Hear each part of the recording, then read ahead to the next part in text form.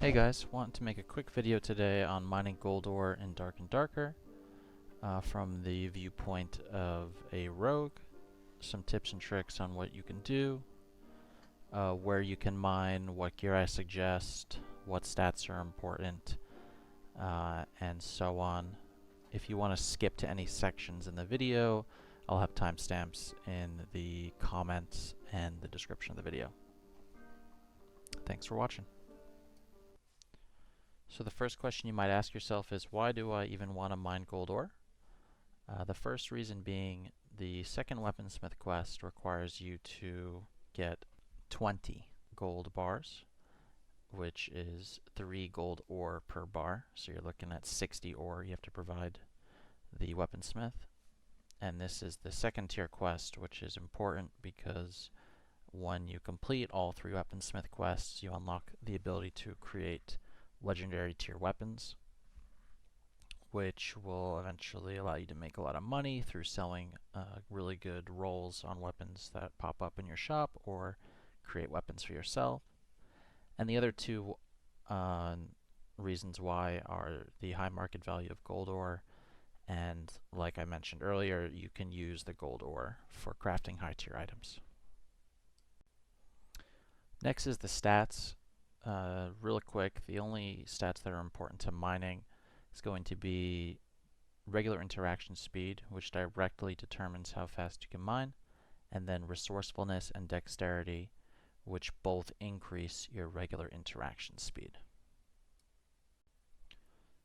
So when making this video, I was focusing primarily on non-high roller lobbies, and when it comes to gearing for these lobbies, it doesn't make a big difference whether you are naked with a pickaxe or buying gear from the merchants.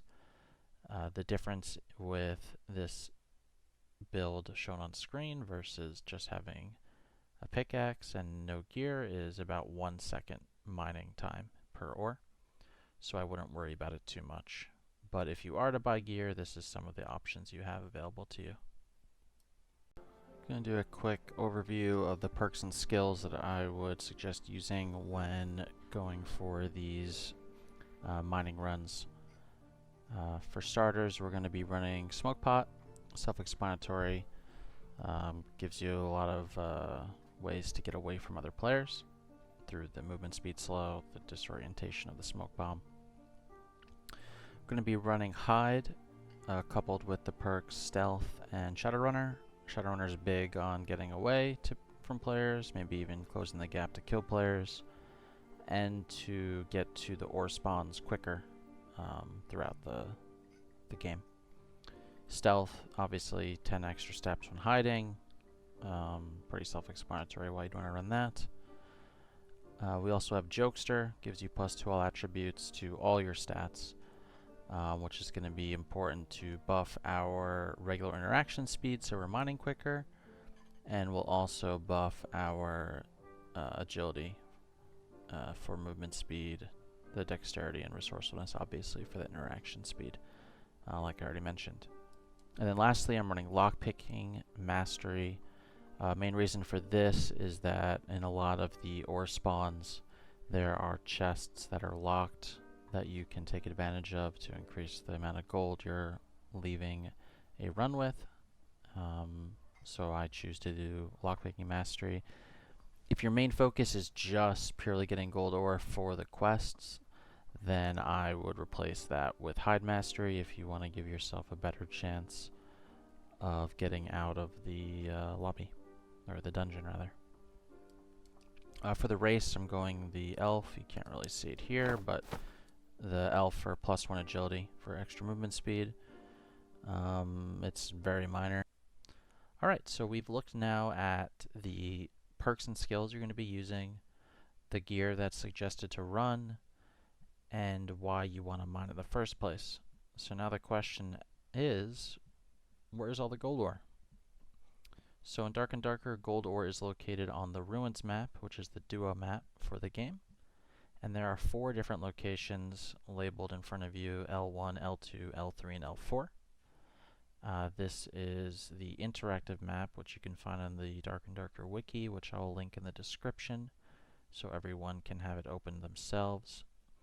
And when using this map, I would filter the map with the gold ore spawns, the player spawns, and also the guaranteed static escape portals. Some are on your map when you're in-game, and some of the escape portals are not on your map in-game. So it's helpful while learning the map to have it open in some way, shape, or form so you can reference it as you're playing. So this is going to be the first gold ore location. It's going to be in a cave that's right underneath the bottom left of the map. When entering the cave, you want to hug the left wall and crouch as you're entering in. This will allow you to avoid having to be body blocked by any of the skeletons that come up when entering the cave. There's 3 ore spawns in the cave, one of which is a guaranteed gold ore, and the other 2 ore spawns have a chance at being gold ore, have a chance at not spawning, or have a chance of being any other variety of ore. And lastly, there is a nice high tier chest that could or could not be locked for you to take. It's important to note that there's 2 very close player spawns by this cave. So be very aware that there's a good chance you have people that are 2 mobs away from you that are going to be running down the cave. So I would only be mining the gold ore here and then getting out as soon as possible. When you're leaving the cave, you can also avoid all the mobs as well. There's some archers that you can dodge arrows, but otherwise it's a pretty easy escape. Alright, this is going to be the second gold ore location. This is on the top left of the map and is underneath a cave as well. In this cave there is 3 bats that you have to deal with. Unlike the other cave, you do have to kill the mobs in here. You should be one-shotting, two-shotting them, so it's not a big deal at all. And then the guaranteed gold ore spot in this cave is in this corner right over here. And then in addition to this guaranteed ore spot, there are 3 other ore spawns that you can check that have the potential to be gold ore, a different ore variety, or no ore.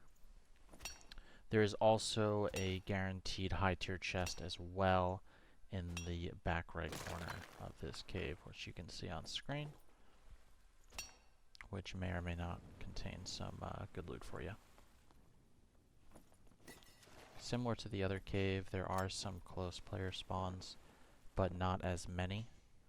So feeling the need to rush out of this cave isn't as high of a priority. Alright, now we're going to talk about the third gold ore location, which is underneath the center of the map. In order to get underneath the map, you have to find the statue with both arms intact, which will allow you to pull a lever that will have the floor open up, and you can jump down to where the gold ore spawns. It's important that once you get down there, you want to pull the lever that you see to then close the room you're in. This will prevent people from jumping right on top of you. Right now on screen you can see where the guaranteed gold ore is, which I'm mining now. And then there's 2 other ore spawns that can potentially be gold ore, nothing, or a different ore variety. It's important to note that the third ore spawn in this room is guarded by either a giant worm or a golem. Personally, I would not go for this ore spawn that's guarded by these 2 mini-bosses, mainly because they're going to take a long time to kill and they make a lot of noise. So I would get this 1 gold ore and get out. Now for this final gold ore spawn, it is in a cave all the way east in the map that you have to gain access to by stepping on a pressure pad that will open up the cave. In this cave there are 2 skeleton archers and 1 skeleton mage. So it is a bit annoying to actually get into quickly and mine. You have to deal with the archers and then for the most part let the skeleton mage kill itself, unless you'd like to fight it directly. The unfortunate part about this ore spawn is that the gold ore is not guaranteed. So you're spending a lot of time fighting these 3 NPCs to then get into a close room which may or may not even have a gold ore. Good thing about this ore spawn is there is at least a high tier chest for your time spent going in the cave. Alright, the last thing I want to mention for those that are watching this video purely because they are trying to complete their weaponsmith quest, if you are a few gold ore off and you want to just quickly be done with it, you can buy some gold ore, turn it into an ingot, and complete your quest. Other than that, I want to thank everyone for watching and hope you enjoyed and you found some usefulness out of this video.